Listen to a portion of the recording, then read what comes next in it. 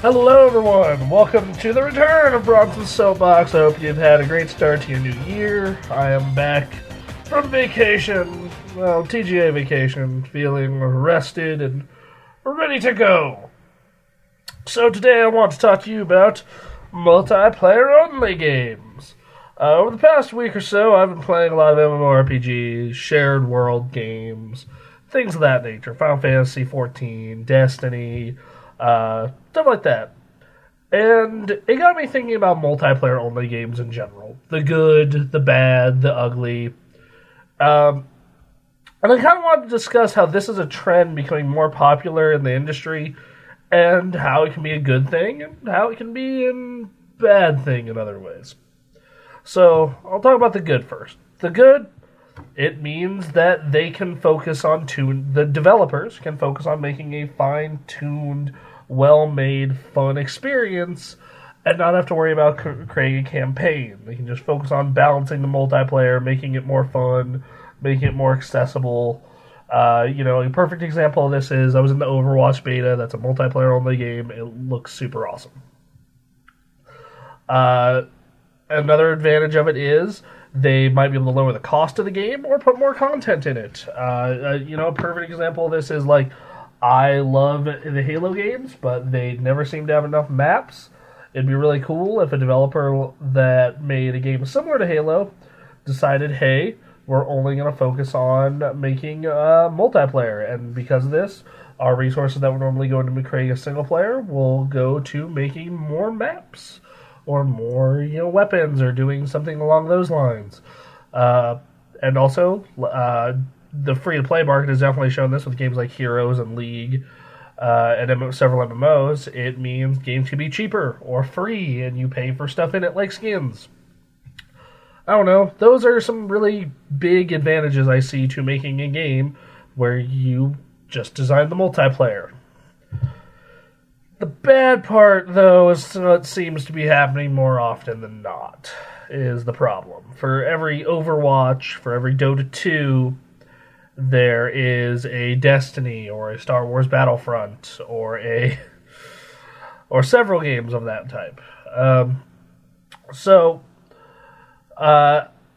The problem is developers, the guys who made Titanfall, Star Wars Battlefront, etc., publishers mainly, not really developers, they probably won't put out a much meatier game, but are releasing these games that are multiplayer-only experiences that aren't giving you any more than a game that has a single player and a multiplayer would give you. In rare cases, obviously. Or not in rare cases, but there are some exceptions, like I said, Splatoon, Overwatch, etc., but a lot of the time, it's this, here, pay $60 for Star Wars Battlefront, pay $60 for Destiny, pay $60 for, X game, Titanfall, and we'll give you the rest of the game over the rest of the year for $20 to $40 per DLC pack. So you're really paying an extra, $100 to $120 for the complete multiplayer experience that should be there, especially if the only point of this game is multiplayer. I loved Titanfall. I got Titanfall the month it came out, and the first week of Titanfall I prestiged. I was infatuated with that game. I had a blast playing it. It's one of the best games on the Xbox One, one of the best games on the PC. But the way it launched, how little content it had, was gross. It was obscene. And the fact that game didn't have a real single player made it 1,000 times worse. Same goes for Star Wars Battlefront. Same goes for Destiny. With all the money, all the time, the development pedigree behind Destiny. You went into that beta, and coming out of that beta, it was oh man, if the full game has a lot of this is going to be awesome. And the full game failed in a lot of areas, but the biggest one is just not having enough content. And Destiny, the Taken King now, I play it. It's awesome. It's one of the best games you can play. If you haven't gone back to Destiny, I highly recommend you go back to it and check it out. But, dude, it's obscene. It is obscene. That it is someone out there has paid $200 for Destiny content. If they bought the special edition of the game and bought each expansion as they came out and the Taken King, that's almost $200. That is obscene to finally get a game that is what it should have been at launch, or what they should have delayed it to be. That is insanity to me. And how do we fix this? Well, part of the problem is the hype machine. People get hyped for games, and they buy it before it comes out, and they're like, I don't care if there's no single player. And then they buy all the DLC and just get effed. In the case of Titanfall, I waited till all the DLC was free. In the case of Destiny, I waited for that Taken King expansion to include everything in it. So I got screwed because I still had to pay $100 for everything in Destiny to get the complete Destiny experience, but I did it. And I really miss the days of, like, World of Warcraft, or, World of Warcraft back in its heyday with its first 2-3 expansions, where the game came out and it was awesome, and they put out a ton of free content for it. And then, a year, 2 years down the road, you get an expansion that was more content than a full game. Like, it was this big, healthy, full experience. And that just doesn't happen anymore. And I get that games are expensive to produce. I get that. These publishers need to make money.